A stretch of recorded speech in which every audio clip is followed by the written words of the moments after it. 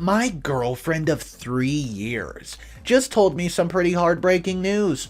She only dated me because she knew I had a crush on her for so long, and her roommate at the time convinced her just to go on a pity date with me. Well, joke's on her because she fell in love with me, but now I feel so stupid I was just a pity date. So, I have a mega crush on my girlfriend ever since school days. We were in the same school, although she was one class ahead of me. Now, my crush was such that everyone in my school knew. Like, if I was anywhere near her, people would just give me a mischievous smile to the both of us. If we were sitting next to each other, then my friends would tease me mercilessly. In short, it was impossible for her to not know about it. But I never had the courage to ask her out. After school, we moved to different parts of the world for our education, and we're not even Facebook friends. Anyways, around 3.5 years ago, I was attending the birthday celebrations of a friend when I saw her again. It was her all right, only she had become even more gorgeous and completely cool. The friend whose birthday I was attending was a mutual friend from our school, and he of course knew about my crush. There were 2 or 3 mutual friends there who also knew, and they kept encouraging me to just go talk to her. So I finally mustered up the courage and went up to her with my heart in my mouth and had small talk. She of course recognized me from school and we had a nice talk, and then we exchanged numbers and socials. So I did some light detective work to find out if she's single or not.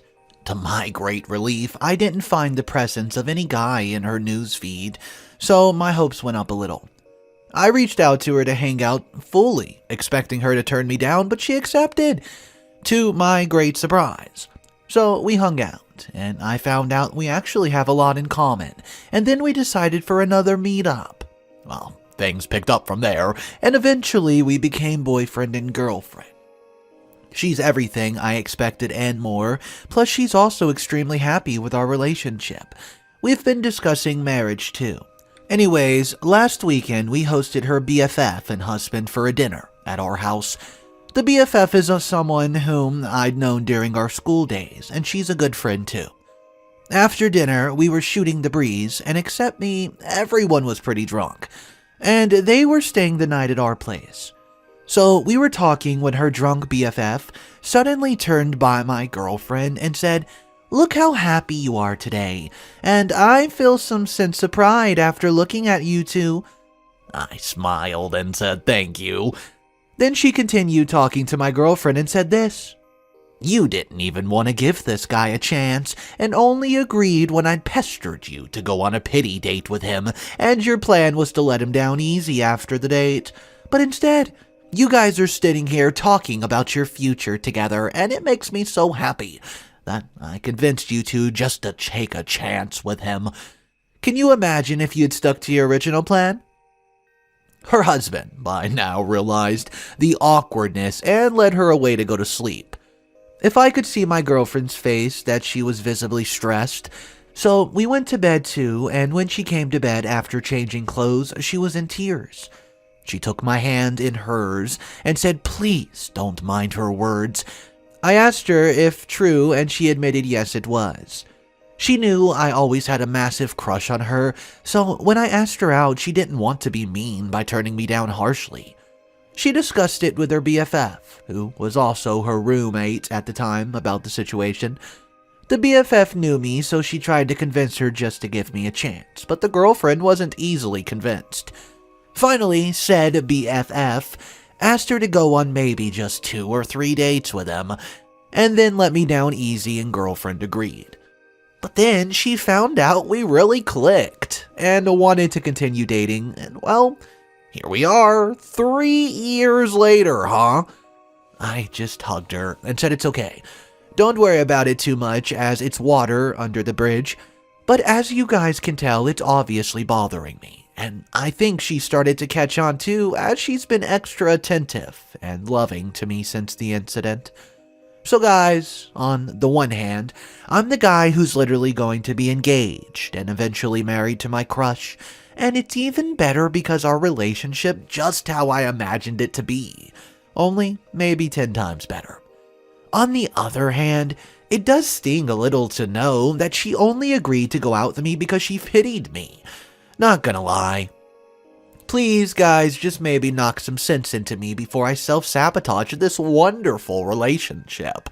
Please, and thank you. What's up, guys? Mr. Reddito here.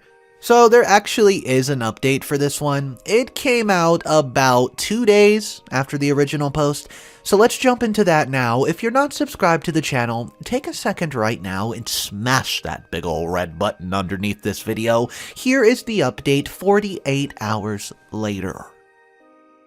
So, I guess I should have told what happened after I made the post, huh? Well, in the next morning, BFF apologized for her insensitive comments the night before. She said she got too drunk, and that she just wanted to take credit for setting us up and playing a matchmaker. But being drunk, she blurted out maybe some additional information. I said, of course, you don't have to apologize. I have to thank her for me and my girlfriend going on that first date. After the BFF left, I went to my girlfriend and shared my feelings, and asked her what was she so hesitant on going on the date with me for. She then took my hand once more and told me that it just felt awkward to her. She had known for years that I had a crush on her. On top of that, I was younger and junior to her. Her friends from back home sometimes used to tease her by taking my name, and almost all of our mutual friends know about my crush on her. So when I asked her out, she just simply felt awkward. I guess because, number one, I was more into her than she was into me, even before going out on a single date. Number two, I had her on a pedestal, literally, and she was certain that reality was never going to meet my fantasy, so she wanted to avoid going through it. Also, this I thought was weird, she admitted it, but after her BFF went to bat for me, she decided to go out with me and then let me down easy after 3 dates.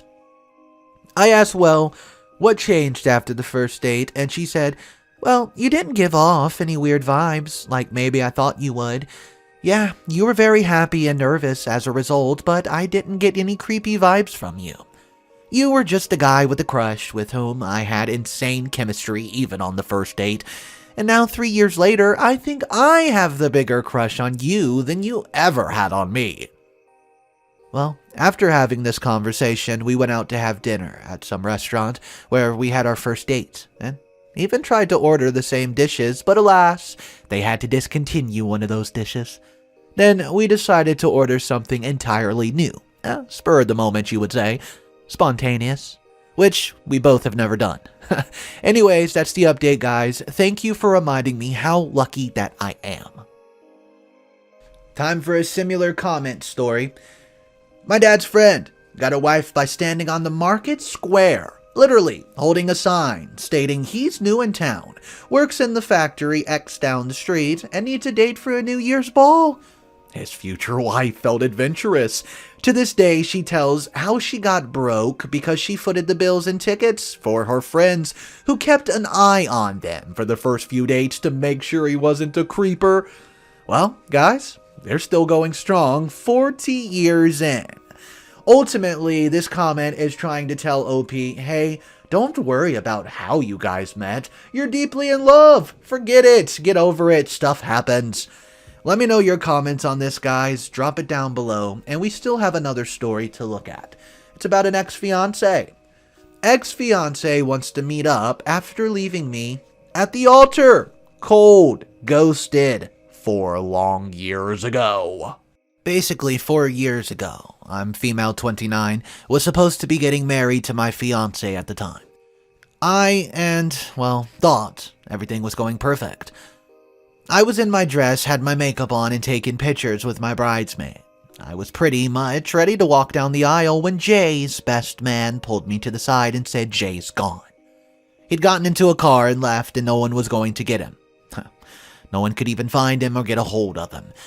I came home to our apartment and all his stuff was gone. He's been pretty much a ghost ever since he left me, and I had to force myself to move on. I ended up going on our honeymoon with my best friends, which was the best decision ever, and then put myself into therapy to heal the horrible trust issues I now have. I haven't heard from him once, until today. I guess he got back in contact with a mutual friend of ours who gave him my number. Jay texted me and said he wants to meet up and apologize. He says he has a lot to explain to me about what happened that day, and I'm completely torn. I swore Jay was dead memory, but my curiosity and desire to get closure with him is pestering me. My current boyfriend supports me whatever I decide, and I feel out of respect to him and how wonderful he's been, I should ghost Jay. I'm very confused. I've never expected to hear from Jay again. I have no idea what to do, and I'm just saying, please help.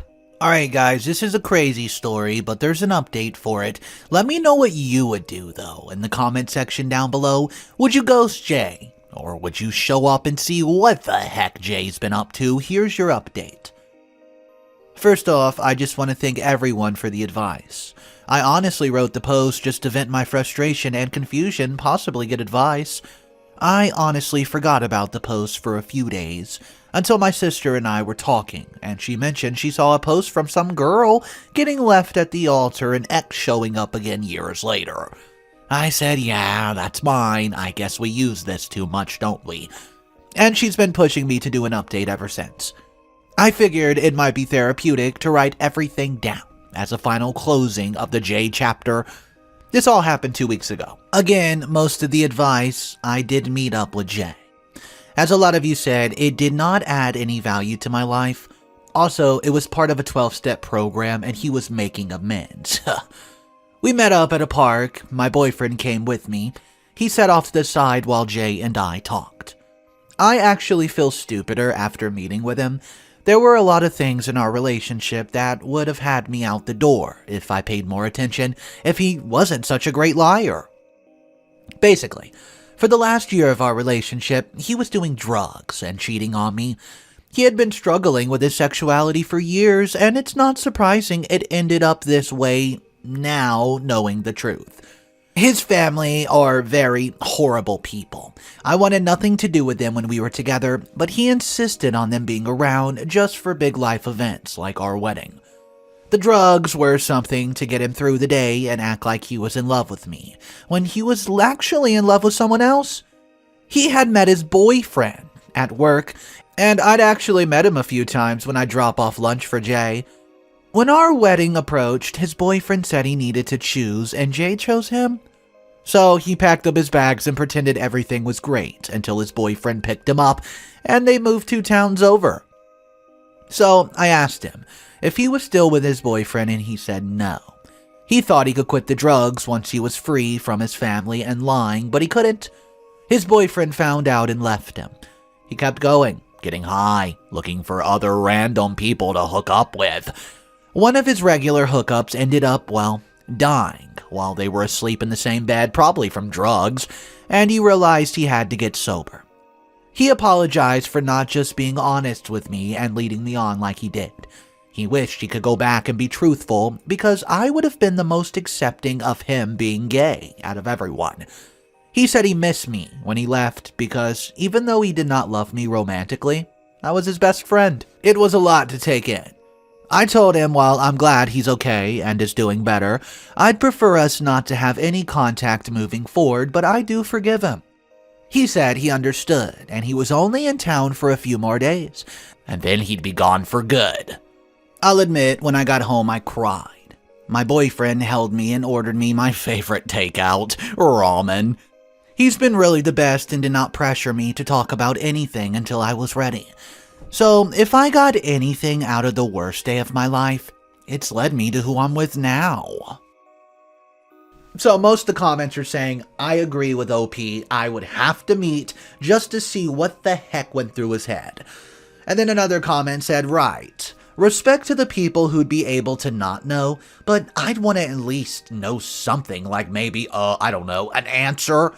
Plus the fact that he cheated on her and used drugs means she might want to get tested for a few things if she hasn't yet, since she didn't even know. And then a similar relation comment says, my ex-husband flipped out and left. There was problems, but what triggered the final event, I don't even know. He got a bunch of weird and conflicting reasons. I've come to accept that I'll likely never know why. If he ever reached out to explain, I don't know what I would do. It's not a chapter I wish to reopen after the decade since. You've been pretty great despite the quote mystery. Whatever his problems are, they aren't mine. That's the most important fact. Guys, so I have one question I'll leave you with. Would you meet up with Jay? Or would you say, you know what? He's been gone. I don't need him. Drop your comments down below. That's all the story content for today. Subscribe to the channel, and I'll see you tomorrow. Peace.